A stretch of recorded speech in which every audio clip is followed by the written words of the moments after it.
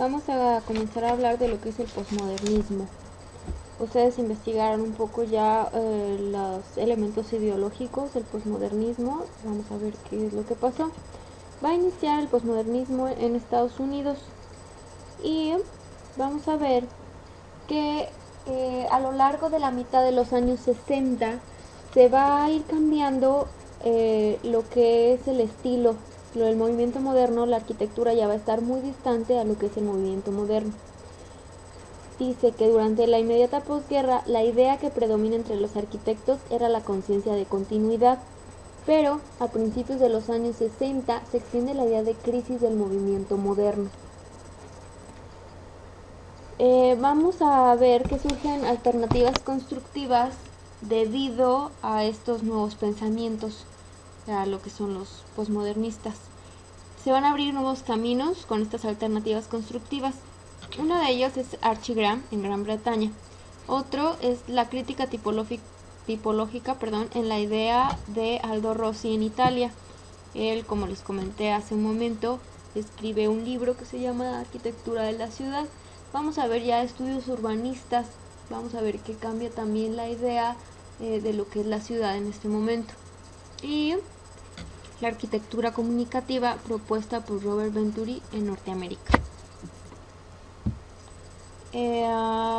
Los temas que van a abrir nuevos horizontes va a ser el concepto de tipología, lo que es la estructura de la ciudad y el lenguaje entendido como instrumento de comunicación simbólica.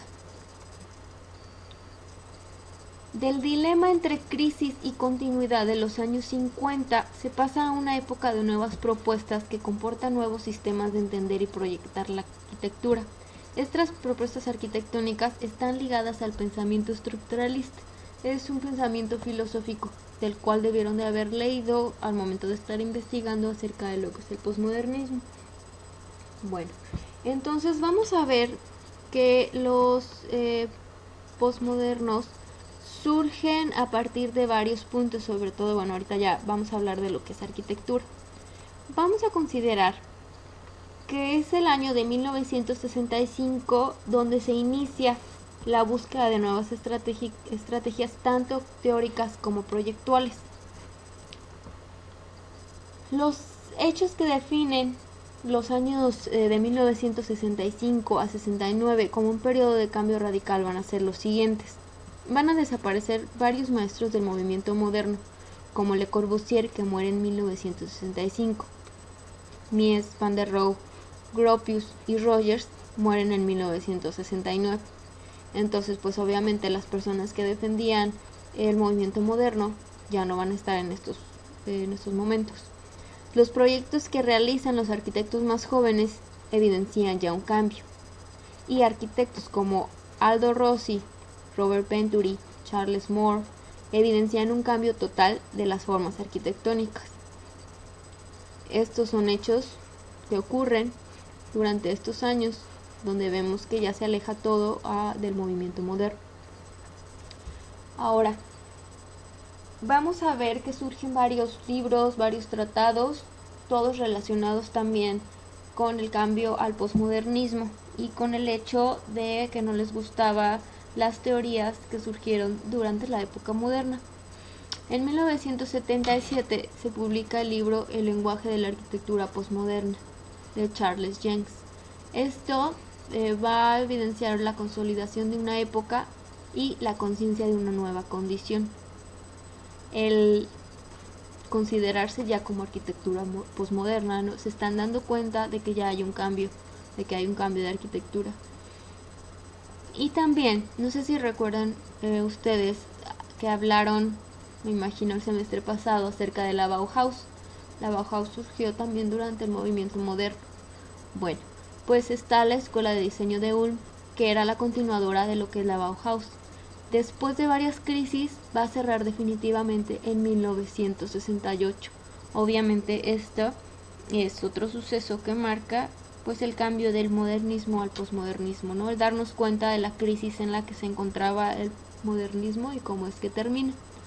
Y va a ser fin de la concepción racionalista y purista del diseño industrial. A mediados de los años 70 se expande una conciencia crítica con el legado del movimiento moderno. Esta crisis no solo se evidencia en una serie de textos y proyectos concreto, hechos físicos se convierten en símbolo del fracaso de los presupuestos modernos. Aparte de los libros que yo les mencioné, surgen muchos, surgen revistas, surgen más tratados, todos en contra del movimiento moderno y aceptando un estilo posmoderno, llamándolo ya como arquitectura posmoderna. Pero no se queda solo en eso, no se queda solo en tratados, en proyectos, sino que van a pasar dos cosas, pero sobre todo una con la cual se considera que la arquitectura moderna muere. Y esto va a ser que en el año de 1972 se derriba con dinamita el conjunto residencial Fruit-Aigo en San Luis, proyectado por Minoru Yamasaki, según los criterios del housing, zoning, tipologías de bloques, etc. Es decir, del urbanismo racionalista. Esta vivienda era un conjunto de viviendas, fue diseñado bajo lo que es la versión de la premiada máquina para la vida moderna de Le Corbusier. Es decir, seguía todas las reglas que había puesto Le Corbusier. Y en su momento recibió premios y en su momento fue muy afamada. Aquí vemos la demolición. Dicen que el 15 de julio de 1972 muere el movimiento moderno, ya que es el día que se derrumba este edificio. Eran 33, no crean que nada más es eran 33 lo del conjunto de edificios y todos ellos se derrumban. ¿Por qué? Aquí tengo un video, vamos a escucharlo. The architectural historian Charles Jenks pointed out that one can date the death of the modern movement not just to the decade or to the year, but to the minute. It happened in St. Louis, where the architect Minoru Yamasaki had designed a large, low-income housing project. Its name was Pruitt-Igoe.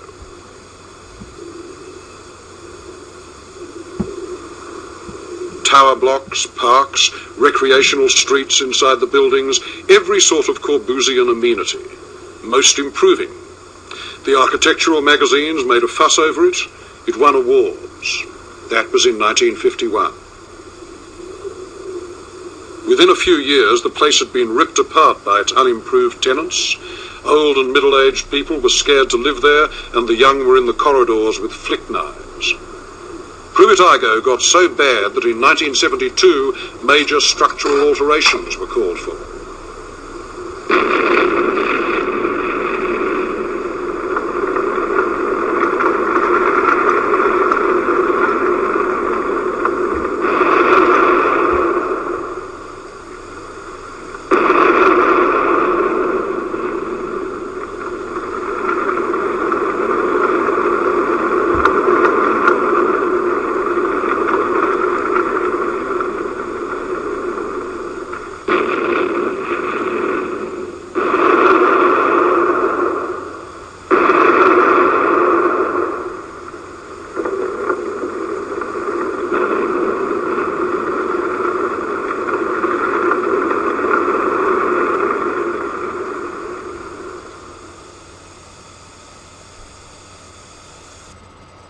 Bueno, les voy a poner la liga para el video por si el audio no fue bueno y que escuchen qué es lo que está diciendo, pero en general está diciendo eso, que fue un edificio muy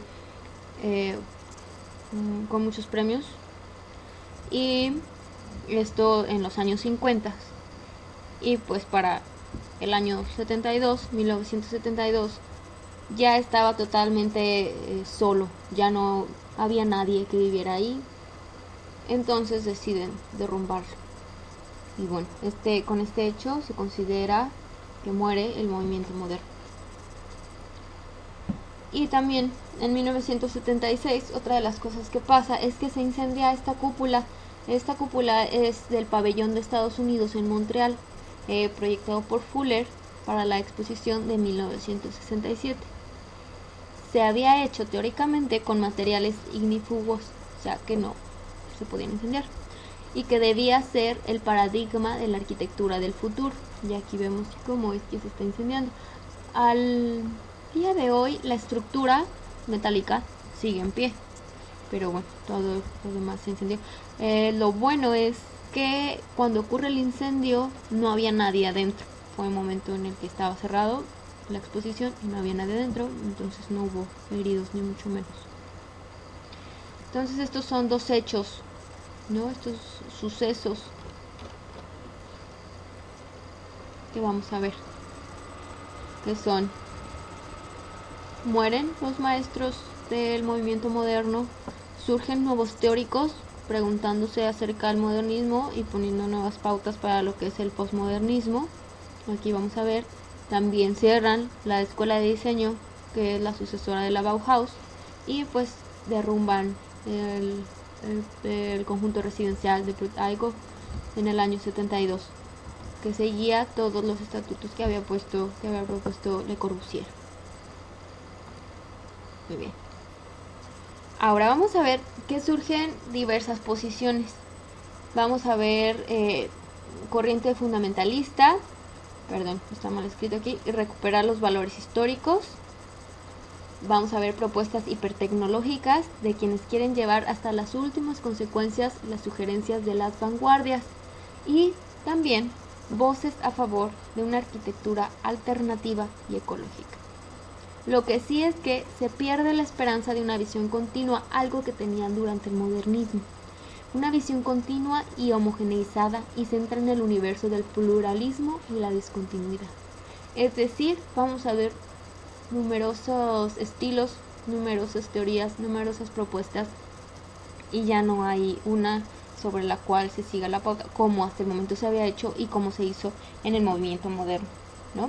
Que, como ya les había comentado, se llama estilo internacional, por eso, ¿no? Decían que se podía adaptar a cualquier momento y en cualquier lugar. Una de las propuestas que surgen son el grupo Archigram. Se considera una propuesta radical y lo vamos a ver a continuación. Este grupo se constituye en el año de 1960 y los arquitectos que lo constituyen son Peter Cook, Dennis Crompton, Warren Chalk, David Green, Ron Heron y Michael Webb. Ellos van a editar la revista Archigram del año de 1961 a 1970, y en sí este movimiento va a tener imágenes tecnológicas de sus proyectos radicales. En muchos casos, van a ser irrealizables. ¿Por qué son irrealizables? Porque confiaban mucho en la tecnología. Bueno, en los principios existe una racionalidad intrínseca en el mundo de la tecnología y la ciencia.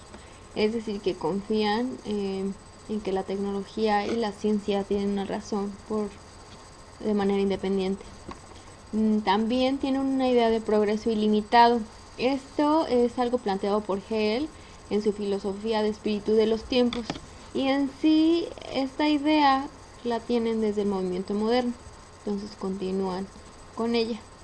Peter Cook planteó la necesidad de recuperar el espíritu pionero de los primeros maestros, especialmente de los futuristas italianos. También tienen confianza en que los nuevos materiales y las nuevas disponibilidades tecnológicas van a permitir superar todos los condicionantes de la arquitectura tradicional. Y aquí este punto pues va a ser básico y nos vamos a dar cuenta cómo es que realmente es muy importante para ellos, ya que no importa el proyecto, o más bien no importa la propuesta que hagan, lo avanzada que sea, ellos confían en la tecnología y en la ciencia, y en que todos los nuevos materiales y las nuevas tecnologías van a hacer que sea posible. Eso es lo que ellos piensan. Vamos a ver que proyectan soluciones de vivienda cápsula, es decir, crean cápsulas para vivir que se conectaban a una especie de matriz, de central. Ahí se conectaban las viviendas. Vamos a ver también el Cuichicle, que es un coche, tienda de campaña y remolque. El Suitalón, que era una casa vestido. Todos estos son proyectos muy futuristas y son propuestas, como les acabo de mencionar, radicales. También van a crear altas torres tecnológicas con viviendas cápsulas soldadas a ellas. Algo parecido a lo que era la vivienda cápsula, pero utilizadas en altas torres. También ellos proponen el plug-in cities. Estos son ciudades que también se conectan de la misma manera que las viviendas se conectaban a un centro. También las ciudades se van a conectar a un centro que las va a abastecer. Y las walking cities, estos son ciudades que se mueven, que se van adaptando a su entorno y pueden cambiar de lugar. Todas son ideas pues muy futuristas, pero vamos a ver cómo impactan en el momento. Vamos a ver las influencias que tiene el grupo Archigram. Primero, en Londres se va a ver un ambiente innovador. Vamos a ver que está la Escuela de Arquitectura, la Asociación de Arquitectura. También va a haber exposiciones del Instituto de Arte Contemporáneo. Pero lo que más influye en los arquitectos que conforman este grupo, el grupo del Archigram, van a ser los planteamientos pop del Independent Group, es decir, futurismo, cultura del consumidor, cibernética, ciencia ficción, automóvil, publicidad, cine, etc. Entonces, todas esas ideas locas que traía el grupo independiente, ellos los van a tomar muy en serio. Como resultado, vamos a tener que imitan la tecnología, no una interpretación de las leyes de ingeniería, de un conocimiento científico y experimental de las reales posibilidades de los nuevos materiales y tecnologías. Es decir, imitan tal cual las máquinas, ¿sí? La tecnología, no el conocimiento que tienen, sino el resultado, ¿ok? A pesar de sus limitaciones y mimetismos, con mimetismo nos referimos a que tratan de parecer máquinas, lanzaron un reto histórico. La arquitectura debe abandonar su reducto artístico, artesanal e histórico y entrar en el mundo de la producción industrial, sin reparos ni exigencias de un trato especial. La arquitectura ha de ser un producto industrial más. Esto ya había pasado en otra época anterior de la historia de la arquitectura. Ya había pasado cuando nace la producción en serie. Vamos a ver cómo surgen varias propuestas a favor de esta, a favor de la producción en serie. Bueno, pues ahora el grupo Archigram retoma lo que es la tecnología, pero ellos se basan sobre todo en el futurismo. Entonces, esto es importante. Dice que la arquitectura ha de ser un producto industrial más. Claro que no es la única propuesta que vamos a tener. Vamos a ver desde Kant hasta Rossi. Seguirán defendiendo los elementos culturales, históricos, simbólicos, humanos y diferenciadores de la arquitectura respecto a las leyes de la producción industrial y material. Es decir, que vamos a encontrar todavía arquitectos que van a defender lo que es la arquitectura como arte, ¿sí? Y apartándola de la industria, del que parezca una máquina, como quería el grupo Archigram.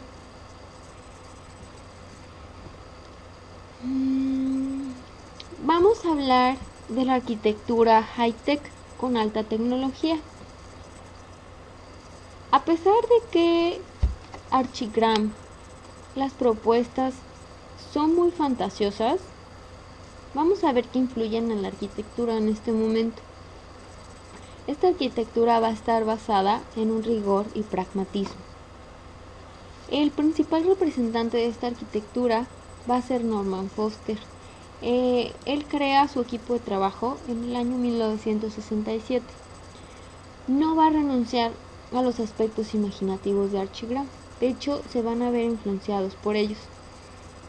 Ellos buscan rigor de las realizaciones prácticas, versatilidad de las muy diversas especializaciones técnicas y elegancia del diseño industrializado. Es decir, sí tomarlo como industria, pero darle cierta elegancia, ¿ok? Que no parezca una máquina, pero utilizar el diseño industrial. Arquitectura, vamos a obtener arquitectura tecnológica impositiva e intolerante respecto al medio. ¿Qué quiere decir esto? Que no les importa el clima de alrededor o donde vayan a poner, lo que vayan a proyectar, ya que ellos van a diseñar edificios, van a hacer proyectos con un propio clima. Va a surgir el Climate Office de Fuller y Foster, que en sí pues son oficinas climatológicamente adaptadas ellas mismas, sin importar lo que haya alrededor. Vamos a ver el Brunswick Center en Bloomsbury, en Londres, proyectada por Patrick Hodgkinson, es una estructura escalonada con agradables viviendas orientadas hacia un espacio interior común. De la misma manera, no importa lo que haya al exterior, ellos se basan en el centro, ¿no? En el edificio. En Norteamérica vamos a ver que aprovechan al máximo las posibilidades plásticas y materiales de la tecnología. Va a surgir la Fundación Ford en Nueva York, de Roche y Dinkeloo. Aprovechan el efecto invernadero consiguiendo un clima constante y moderado. Como les había comentado, ellos crean su propio clima. También está el College Life Insurance Company en el año de 1975 al 76. Son 3 torres que intentan continuar la tradición de volúmenes simples de aztecas y egipcios, es decir, que parecen pirámides. Continuamos. Estos que hemos mencionado son algunas de las propuestas que se dan en el cambio, ¿okay?, de lo que es el posmodernismo. Ahora, 2 obras que van a representar los planteamientos radicales de los años 70 van a ser las siguientes. Primero va a ser la Torre Nakajin. Esta es una cápsula que se encuentra en Tokio. Se construye en el año 1971 a 1972. Kisho Kurakawa es el arquitecto y se considera una arquitectura metabolista, es decir, estructuras grandiosas capaces de evolucionar y adaptarse a las necesidades cambiantes de la ciudad. Por eso se llama metabolista. Pueden cambiar con respecto a las necesidades que hay a su alrededor y a las necesidades de sus ocupantes. Ellos creían que los edificios fijos y estáticos habían quedado obsoletos. Vamos a ver que hay una aplicación práctica de la idea de la ciudad en el espacio y de la lógica de agregación de células fabricadas presente en las fantasías de Archigram. Esto ya lo habíamos mencionado, ¿no? El hecho de que fueran células que se conectaran, esto lo propuso Archigram. No llegaron a hacer ninguna propuesta formal, es decir, respecto a algo que se fuera a construir. Ellos simplemente crean la propuesta de lo que les había comentado, de las ciudades que se conectaban y también las viviendas que se conectaban. Entonces, lo que parecía un poco fantasioso, la arquitectura metabolista, y en este edificio de Kisho Kurakawa se vuelve realidad. Vamos a ver que son 2 tipos de células prefabricadas y crean las máximas posibilidades combinatorias en la articulación volumétrica. Vamos a ver que las levantan con grúas y son soldadas a una estructura vertical. Aquí vamos a ver, estos son los espacios, son las células, las cápsulas, y esta es la estructura vertical a la que se van a conectar. Aquí van a ir todas las cápsulas, ¿sí?, todo alrededor, para obtener esto así. Entonces aquí ya no vemos la estructura del centro, aquí ya no se ve. Y este es el interior. ¿Qué tal? Muy confortable, ¿no? Muy, pues más que nada era funcional, y es lo que decían ellos, que se podía adaptar a cualquier actividad. Actualmente, en el momento, pues fue muy aclamada. Actualmente ya no ya no sirve en Tokio y de hecho se quieren deshacer de esa torre. Bueno, esa es una de las estructuras de los edificios que representa a estos movimientos radicales, ¿no? Otro va a ser el Centro Georges Pompidou en París. Se construye en el año 72-77. Para este se convoca a un concurso internacional que va a ganar Rogers, antiguo socio de Norman Foster, y Renzo Piano. El proyecto es un gran contenedor homogéneo capaz de alojar todo tipo de funciones relacionadas con la cultura y el ocio. Vamos a ver que aquí hay cosas relacionadas con el arte, no sé, pinturas, también obras, y también vamos a ver restaurantes, vamos a ver bares. El proyecto ganador plantea la idea de una megaestructura a la que se iban añadiendo diversos módulos transparentes. Esta idea la cambian, evoluciona a algo más aceptable, porque esta megaestructura con módulos pues se parecía mucho a las células, a las cápsulas que habíamos visto, y pues también vamos a ver influencia de lo que es el grupo Archigram, pero la cambian un poco a darle una forma más convencional, que va a ser un paralelepípedo recostado. A la escalera mecánica de la fachada principal se le va a dar mucha importancia. Vamos a ver que consiguen una planta totalmente libre y traslada a la fachada todos los elementos técnicos que entorpecen la flexibilidad y la libertad total de la planta. En este momento están a favor de la tecnología, tal vez dejan un poco lado lo que es la estética, pero quieren que parezca elegante. Vamos a ver que este edificio hace referencia a la arquitectura industrial. Esta es una imagen del exterior. Vamos a ver cómo le dan gran importancia a lo que es la escalera, y podemos ver todas las instalaciones por fuera para que por dentro no les estorbaran. Disculpen. Esta es otra imagen de la fachada. ¿Sí? Todas las instalaciones las vamos a ver por fuera. Y esta es la escalera. Entonces estas dos obras van a ser las que van a representar mejor a los planteamientos radicales de los años 70, ¿sí? Hablando del posmodernismo. A finales de los años 70, que es una década de crisis, vamos a ver cierto agotamiento del optimismo tecnológico, ya a finales de los años 70. Al principio estaban todos muy emocionados con lo que era la tecnología. Vamos a ver que el edificio de gran altura, lo que es el rascacielos, era símbolo de la arquitectura del movimiento moderno, va a ser duramente criticado por todas las distorsiones que introducen el entorno histórico, urbano, paisajístico y topográfico. ¿Sí?